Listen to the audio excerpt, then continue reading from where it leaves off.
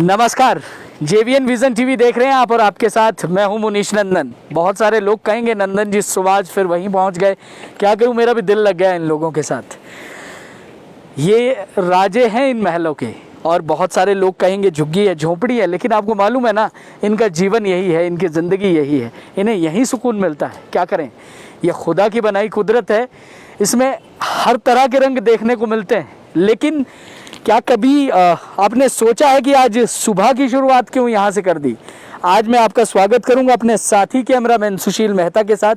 हम लोग आज झुग्गी झोंपड़ी में पहुँचे हैं और यहाँ पहुँचाने वाला जो शख्स है वो हमारे मित्र हैं, क्योंकि परसों हमने एक छोटा सा प्रयास किया था यहाँ आकर मास्क डिस्ट्रीब्यूट करने का और छोटा सा फ्रूट जो डोनेशंस हमने इनको दी थी। लेकिन आज दिनेश चौहान जो एक शख्सियत है, पंचायत समिति सदस्य का चुनाव जीते हैं दिनेश चौहान, केटरर एसोसिएशन के अभी अध्यक्ष हैं, आज उनका जन्मदिन है और अपने जन्मदिन पर वो क्या करने जा रहे हैं वो मैं आपको दिखाने वाला हूँ।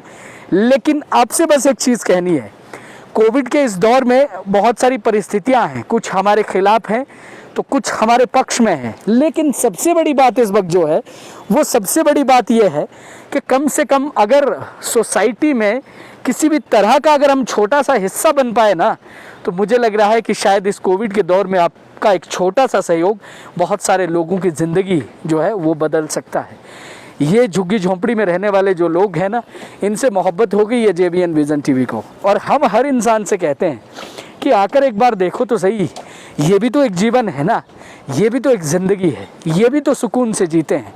लेकिन सबसे बड़ी बात है कोविड के इस दौर में यहाँ आना, मुझे बहुत सारे लोग शायद हो सकता है ये कहें कि मुनीश जी आप भी अपना ख्याल रखें, लेकिन क्या करूं, मेरी आदत है ना, हम हमेशा कुछ बेहतर करने की सोचते हैं।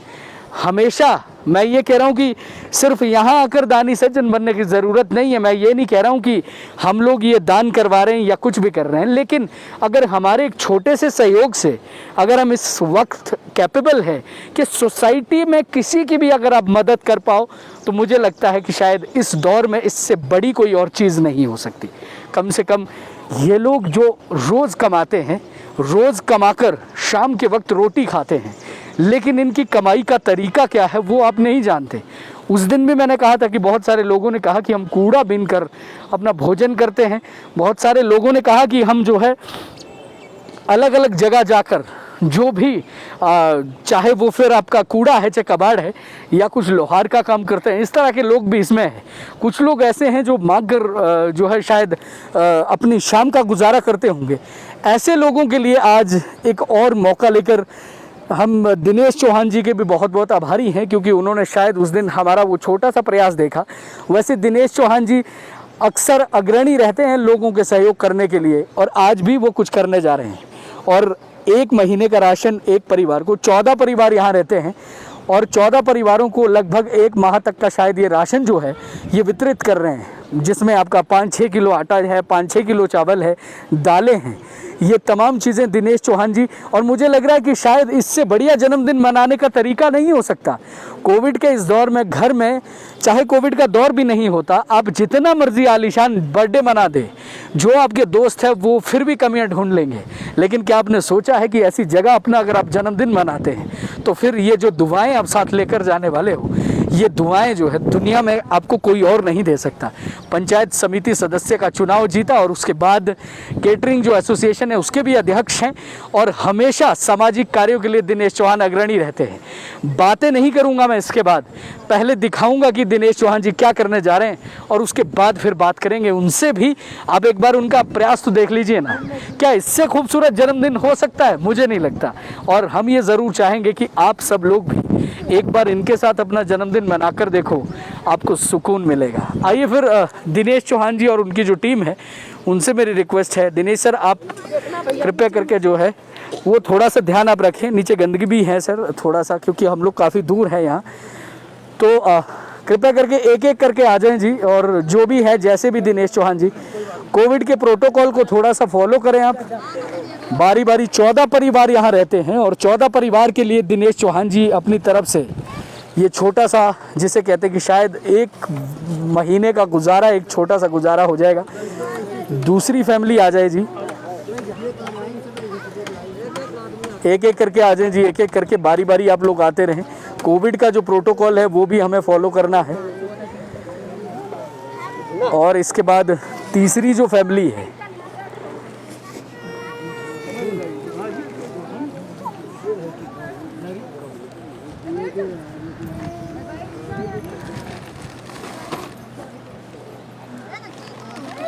चौदह परिवार यहाँ रहते हैं जो अपना व्यतीत करते हैं जीवन, सुबह कमाते हैं और शाम को खाते हैं। और ऐसे लोग जो हैं वो इस वक्त जेबीएन विज़न टीवी की स्क्रीन पर हैं। और दिनेश चौहान जी यहाँ जो है वो अपना जन्मदिन इन लोगों के साथ मना रहे हैं। और अपने जन्मदिन पर मुझे नहीं लगता कि शायद इससे बढ़िया कार्य कोई और हो सकता है, और वो भी इस कोविड के दौर में, जब कई जगह से बहुत ख़तरनाक तस्वीरें आ रही हैं, कई जगह से लोगों को भोजन के लिए तरसते हुए हम देख रहे हैं। और ऐसे दौर में थोड़ा सा सर दूरी आप लोग बना लें तो ज़्यादा बेहतर है। दिनेश जी, मेरी रिक्वेस्ट है कि थोड़ा क्योंकि कोविड भी हमें थोड़ा देखना है, दूरियां रख लें जी आप।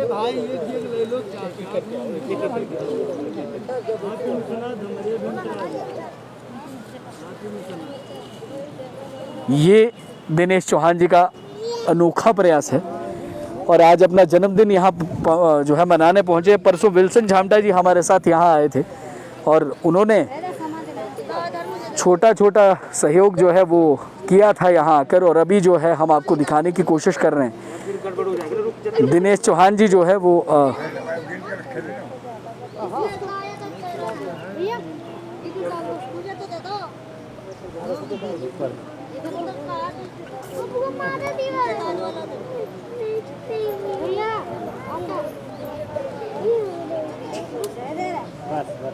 एक तो रह गया।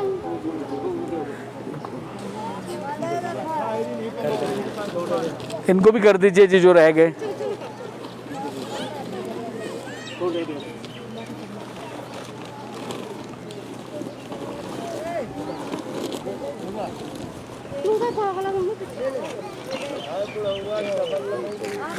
दिनेश जी आ जाएं, पहले एक बार आपसे बात कर लेंगे, बाकी फिर इनसे फिर बात करेंगे। नीचे एक बार ध्यान रखें जी। जेबीएन विज़न टीवी पर सबसे पहले तो स्वागत आपका। दिनेश भाई, जन्मदिन की पहले तो आपको ढेरों शुभकामनाएं हैं। धन्यवाद। खुदा आपको लंबी उम्र बख्शे।